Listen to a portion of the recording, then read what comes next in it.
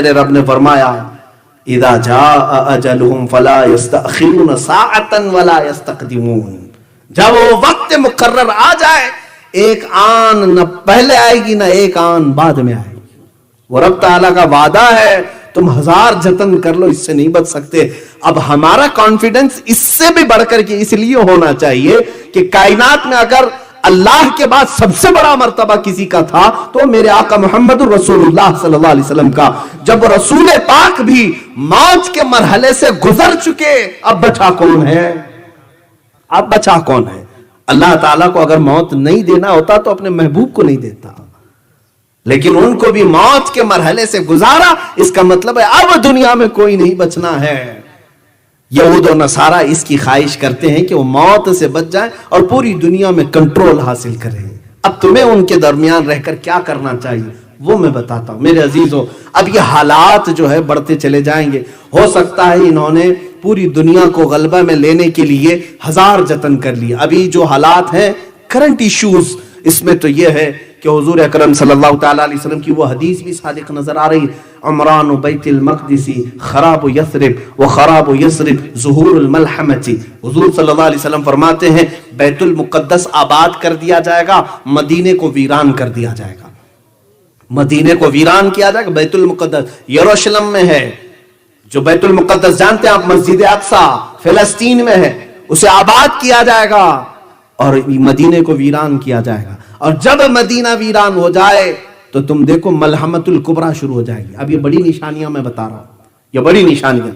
وقت کافی گزرتا چلا گیا، اس لیے کہ یہ ٹاپک جو ہے اتنا طویل ہے کہ قیامت آ جائے گی، اتنا طویل ہے، قیامت آ جائے گی۔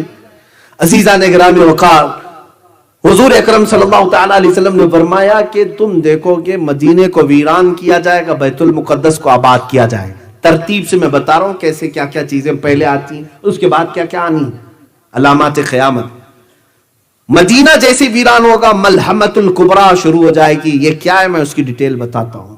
ملحمۃ الکبریٰ ایک ایسی بڑی جنگ جو اب تک نہیں ہوئی، آدم علیہ السلام سے لے کر اب تک اور قیامت تک، اس سے بڑی جنگ نہیں ہوگی پھر کبھی۔ یہ ملحمۃ الکبریٰ یہ کہاں ہوگی؟ یہ تک میرے آقا نے فرمایا ملک شام دمشق کا رابط ایک جگہ کا علاقہ ہے، وہاں مسلمان جماعتوں کا پڑاؤ ہوگا، ملحمۃ الکبریٰ شروع ہوگی۔ پھر اس کے بعد حضور صلی اللہ تعالیٰ علیہ وسلم فرماتے ہیں ملحمۃ الکبریٰ جیسی ہی ختم ہوگی، یہ جنگ ختم ہوگی، قسطنطنیہ فتح ہو جائے گا۔ قسطنطنیہ استنبول کو کہتے ہیں، ٹرکی میں جو ہے۔ یہ ہو سکتا ہے کافروں کے ہاتھ میں چلا جائے، ابھی تو فی الحال اسلامی حکومت میں ہے، مسلمانوں کے پاس سیکولر حکومت ہے، مسلمانی حکومت، اسلامی حکومت تو نہیں کہتے، کیونکہ ٹرکی کا آئین یہ بتاتا ہے کہ وہاں کوئی اسلام نہیں، وہ سیکولر ہے۔ فی الحال حضور اکرم صلی اللہ تعالیٰ علیہ وسلم نے فرمایا قسطنطنیہ فتح ہوگا، اور جیسے ہی قسطنطنیہ فتح ہوگا تم دیکھو گے دجال ظاہر ہو جائے گا، دجال نکلے گا۔ یہ دجال کیا ہے؟ اب یہ سب چیزیں اتنی بڑی ہیں میرے عزیزو، خود اپنے آپ میں ایک بڑا ٹاپک ہے۔ ہمارے محبان اکرام میں بزم قادریہ والوں نے سوچا ہوگا کہ شاید یہ سب ملا کر کے 10-15 منٹ میں ہو جائے، اسی لیے علامات قیامت اتنا بڑا ٹاپک مجھے دے کر کے بٹھایا ہے۔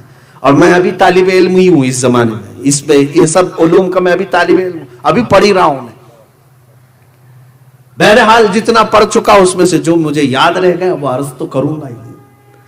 یہ 5 چیزیں ہو گئی، مدینے کی ویرانی، بیت المقدس کی آبادی، بیت المقدس کی آبادی کے بعد ملحمۃ الکبریٰ کا ظہور، ملحمۃ الکبریٰ کے بعد قسطنطنیہ کی فتح، قسطنطنیہ کے بعد دجال کا ظہور۔ یہی وہ زمانہ ہوگا جب امام مہدی بھی آئیں گے اور حضرت عیسیٰ علیہ السلام کا نزول بھی۔ ایک ساتھ یہ نشانیاں ایسی آئیں گی کہ پے در پے وقت نہیں ملے گا کسی کو۔ جب بڑی نشانیاں ظاہر ہوں گی وقت کسی کے پاس نہیں ہوگا، پے در پے آئیں گی۔ فرمایا ایسے جیسے تم وضو کے لیے ہاتھ دھوتے ہو، ایک ہاتھ دھونے کے بعد دوسرے ہاتھ کی فکر ہوتی ہے، اتنی جلدی جلدی جیسے ہم سیدھا ہاتھ دھوئے تو فوراً اس کے بعد ہم نہ کلی کرنے جاتے، ناک میں پانی چڑھانے جاتے، ہم کو فکر ہے کہ اس کے بعد دوسرا ہاتھ دھونا ہے۔ فرمایا گیا ایسی ہی بڑی نشانیاں ایک ایک بعد ذکر فوراً ظاہر ہوں گے۔ اب مدینے کی ویرانی سے کیا مطلب ہے میرے عزیزو؟ اس کے کئی معانی مفسرین نے فرمائے ہیں کہ لوگ وہاں پر عبادتوں سے عاری ہو سکتے ہیں، عبادتوں سے عاری ہو کر دنیا پرست ہو جائیں اور مدینہ چھوڑ کر کے رخصت ہونے لگ جائیں، جیسے کہ آج سعودی اس بات کی طرف رواں دواں ہیں، وہ بھی عیاشی کے لیے دوسری کنٹریز کا سفر کرنے پر تیار ہے۔ مدینہ رسول کوئی چھوڑنا نہیں چاہتا تھا پہلے سے بھی، آج بھی مدینے والوں کا دل وہاں لگا ہوا ہوتا ہے، لیکن ہو سکتا ہے زمانے کی نیرنگیاں ایسی ہیں کہ وہاں کے بچوں کو بھی اب میں نشہ کرتے ہوئے دیکھ رہا ہوں۔ ہاں، مکہ اور مدینے کے بازاروں میں ان ظالموں نے چرس پہنچایا ہے، سب پہنچا دیا ہے۔ کہنے کو تو منشیات پر وہاں قتل کی سزا ہے، لیکن پہنچایا تو سب کے گھروں میں ہے۔ وہاں کے نوجوان بچوں کو بھی نشہ کا ایڈکٹ بنایا ہے۔ ہو سکتا ہے اسی وجہ سے وہاں کے ظالم بادشاہ کے بیٹے کو آج وہاں کی نوجوان قوم پسند کرتی ہے۔ اس کی وجہ یہی ہے کہ یہ زیادہ ماڈرنٹی کی طرف بلاتا ہے، ننگے پن کی طرف۔ بلکہ مجھے حیرت ہوئی، آج میں یہ خبر بھی سنا کہ وہ اس بات کو ڈینائی کر رہے ہیں، we are not defender of Islam, ہم اسلام کے ڈیفینس کرنے والے لوگ نہیں ہیں۔ وہ فخر سے کہہ رہے ہیں اس بات کو، ہم ڈیفینڈر نہیں ہیں۔ عزیزان گرامی، یہی عرب میں حضور اکرم صلی اللہ تعالی علیہ وسلم کی ایک حدیث سن لو، ویل للعرب من شر قد اقترب۔ حضور فرماتے عرب کے لیے ہلاکت ہو، عرب کے لیے بربادی ہو، وہ اس شر کی وجہ سے جو بہت قریب آ رہی ہے۔ حضور فرماتے قیامت اس وقت تک نہیں آئے گی جب تک تم دیکھو گے عرب کے کچھ قبیلے اسلام سے نکل کر کے بتوں کی پوجا میں نہ لگ جائیں، شرک کی طرف جائیں گے۔ حضور کی حدیث ہے اور آج ہو رہا ہے میرے عزیزوں، وہاں پر باضابطہ بتوں کی پوجا کے لیے اسٹال لگائے جا رہے ہیں۔ بہت قریب ہم آ چکے ہیں، قیامت کے بہت قریب آ چکے ہیں۔ جتنی حدیث میں یہ باتیں بتائی گئی تھی وہ ایسی رونما ہو رہی ہیں، اللہ کی پناہ۔ اب سعودی عرب وہ نہیں رہ گیا جو حجاز تھا، جو عرب شریف تھا۔ اب تو وہاں پر سارے گناہوں کی اجازتیں کھلے عام ملنے لگ جائیں گی۔ وہاں عورتیں اب پردے کی پابند نہیں ہوں گی، نمازوں کی پابندیوں پر وہ سختی نہیں رہ جائے گی۔ سینما تھیٹر کھل گئے، بار بھی کھل گئے، شراب بھی آ جائے گی۔ شراب کی حلت کے بارے میں اب فتوے بھی دیے جانے لگیں گے۔ وہ شراب حرام تھی جو زمانے رسول میں تھی، اب کی نہیں رہی ہے۔ پہلے جو ہے انگوروں سے بنائی جاتی تھی، اب تو کیمیکل سے بنائی جاتی ہے۔ ہر جگہ ملا مل جاتے ہیں، اس طرح کے زرخرید مولوی مل جاتے ہیں میرے عزیزوں، جو بکے ہوئے۔ ارے یہ حرم کے اماموں کو تک انہوں نے اپنے انڈر میں رکھا ہوا ہے، وہ حق بیان نہیں کر سکتے۔ خانہ کعبہ کے ممبر پر کھڑے ہو کر کے بھی امام بول نہیں پاتا بادشاہ کے خلاف۔ انہوں نے علماء کو قید کیا ہے، اگر کسی عالم نے ممبر پر بیان کر دیا حق بات، دوسرے دن وہ جیل میں ہوگا۔ یہ وہاں کے حالات ہیں۔ بلکہ اب تو انہوں نے اسرائیل سے اپنے تعلقات بھی استوار کر لیے، جو مسلمانوں کے خون پر بیٹھا ہوا ہے۔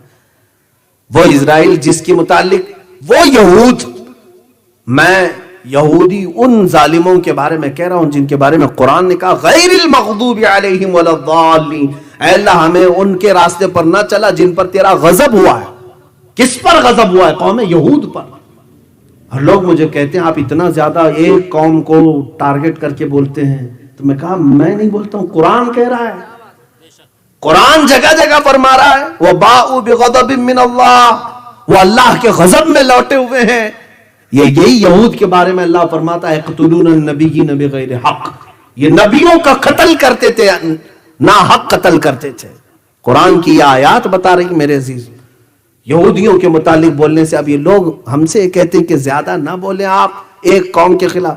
میرا مذہب ہی ہے، میری نماز ہی نہیں ہوتی اس وقت تک جب تک میں یہ دعا نہ کر لوں، اے اللہ مجھے اس مغضوب قوم کی راستے پر نہ چلا۔ مجھے تو یہ دعا کرنی ہوتی ہے ہر رکعت میں، اگر نہ بولوں تو پھر میرا اسلام ہی نہیں ہے۔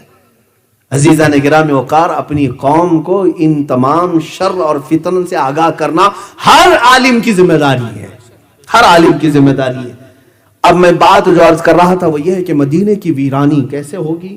ہو سکتا ہے عبادات سے وہ عاری ہو جائیں گے، لوگ وہاں چھوڑ کر چلے جائیں۔ یہاں تک کہ ایک حدیث میں یہ بھی ملتا ہے کہ تم دیکھو کہ مسجد نبوی میں درندہ آ جائے گا۔ اللہ کے حبیب صلی اللہ تعالی علیہ وسلم نے فرمایا، بعض محدثین نے اس حدیث کو پڑھتے ہوئے یہ فرمایا ہو سکتا ہے یہ اسی زمانے کے بارے میں فرمایا جب یزید نے حرہ جس کو کہتے ہیں یزید کے گورنر نے جب مدینے پر چڑھائی کی تھی تو مدینے والوں کو لوٹ لیا تھا. وہاں پر 3 دن تک مسجد نبوی میں اذان نہیں ہوئی تھی, گھوڑے باندھے گئے تھے. وہ ایام حرہ کے متعلق بھی یہ ہو سکتی ہے حدیث, لیکن قیامت کے قریب کے متعلق حدیث آئی ہے. تو مدینے کی ویرانی کے فوراً بعد جو حضور نے فرمایا وہ بیت المقدس کی آبادی وہ اس زمانے میں لگ رہی ہے. یروشلم کو انہوں نے اپنا کیپٹل بنا دیا. یہ سب نیوز آپ کو معلوم ہوگی.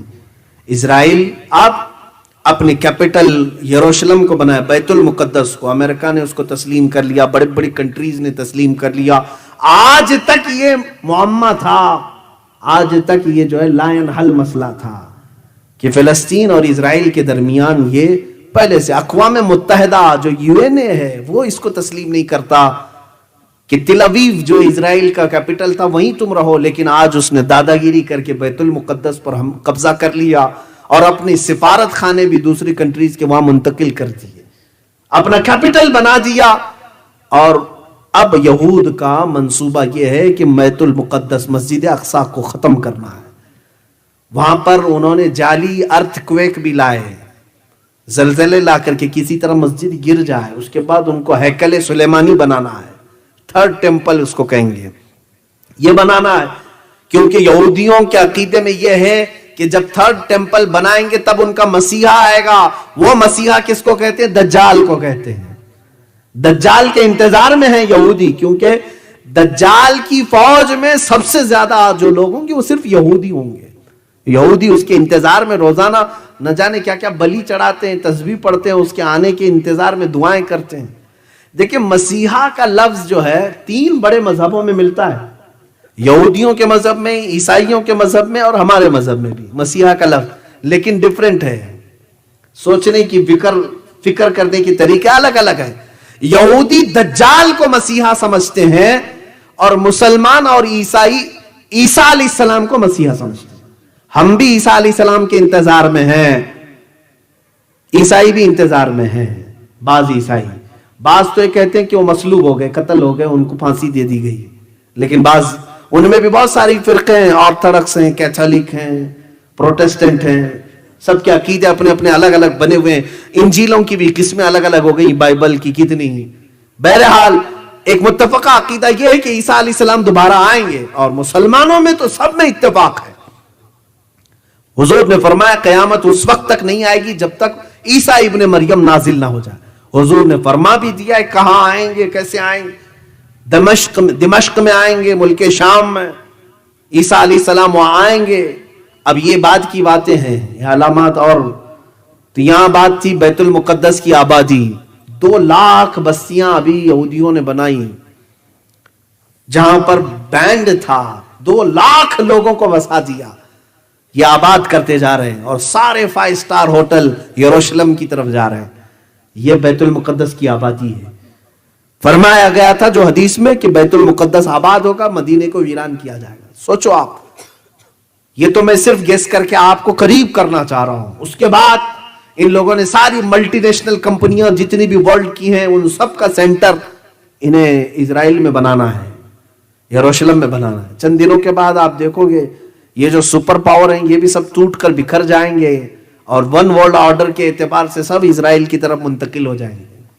سب کو وہ اپنا کرتا دھرتا اسی کو ماننا شروع کر دیں گے. بہرحال یہ وہاں کے ایک عالم نے بھی خود بیان کیا ہے, یہودی عالم نے, وہ ربی ہے, اس نے خود بیان کیا ہے. ابھی کی بات ہے, لاک ڈاؤن کے ٹائم پہ اس نے خود ایک بیان دیا کہ ہمارے نیکسٹ پلان کیا کیا ہیں. بہرحال اگر ہم بیان کریں تو کون سا قصور ہے.